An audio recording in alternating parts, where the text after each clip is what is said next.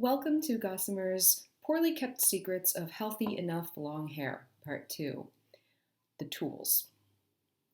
So, if you've decided that you want to grow very long hair, the next step after taking your scissors and putting them down and picking them back up again only at strategic moments for the health of your hair is to protect your hair from needing to be trimmed as often. And that involves protecting it from the damage that it would get from going about your daily life.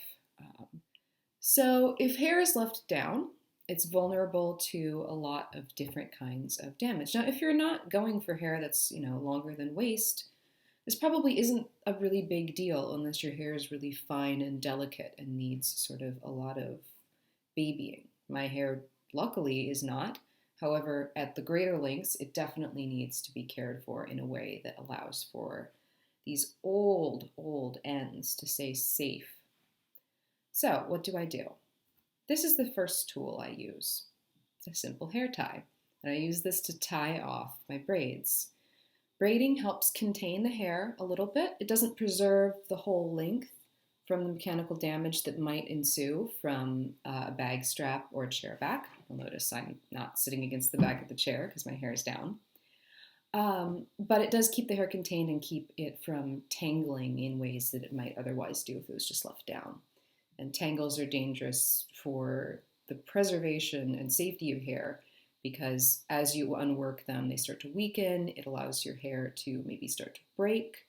Broken ends get frayed, and then they fray into split ends, which then you want to do a search and destroy and trim off. So, part 1, braid, hair tie. Part 2, I used to use, pardon the rustling, I used to use handfuls and handfuls of hairpins to get my hair up into any kind of semblance of a bun. And one of the things that I learned as I was healthily growing out my hair is that the fewer points at which you're snagging into your hair, the better, also to prevent damage.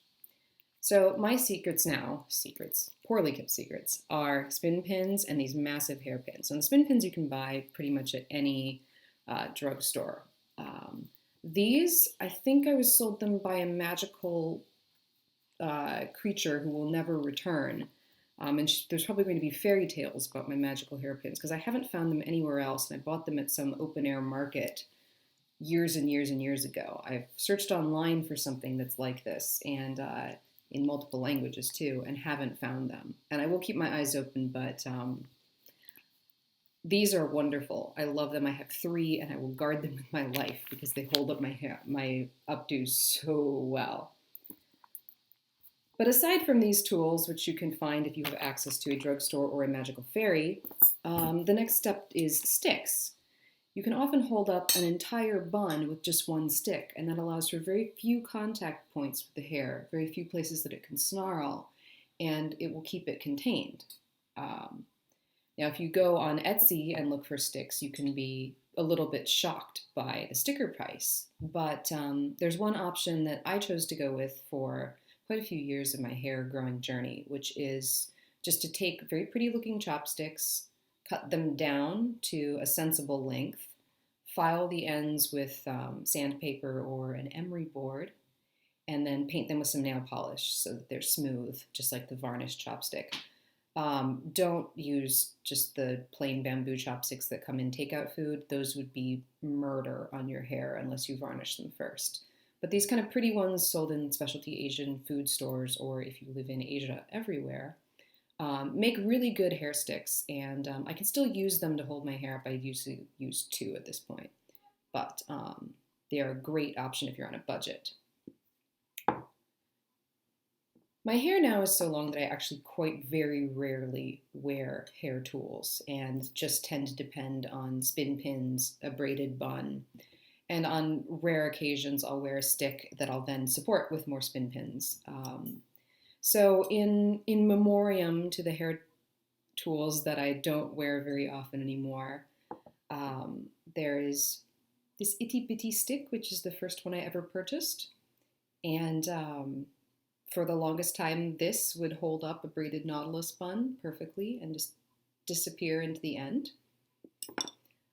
My beloved fork, which also I cannot wear anymore because my hair is too heavy for the low bun that it would support. It would work really well for a Nautilus or a lazy wrap bun. This stick, which I bought online for probably about $6 US and has never worked in my hair because it just spits it back out again. And this very pretty stick, which may also be a letter opener, but again, it's too thin here to hold up the weight of my hair without it pulling in places. So these are all reasons why I look forward to kind of getting back to my favorites once I do trim.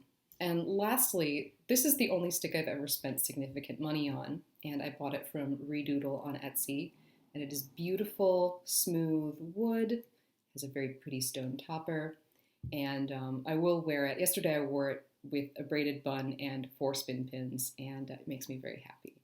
So these are the ways that you can protect your hair, keep it contained, keep it safe from the mechanical damage of wind, bag straps, chair backs, chair feet if your hair is long enough to drag on the floor, and doorknob handles, anything that during the day might cause tangles or rips that then would require you to pick your scissors back up, which is what, if you're growing long hair, or super long hair, you're hoping to avoid doing as much as possible. Thanks for watching. Bye.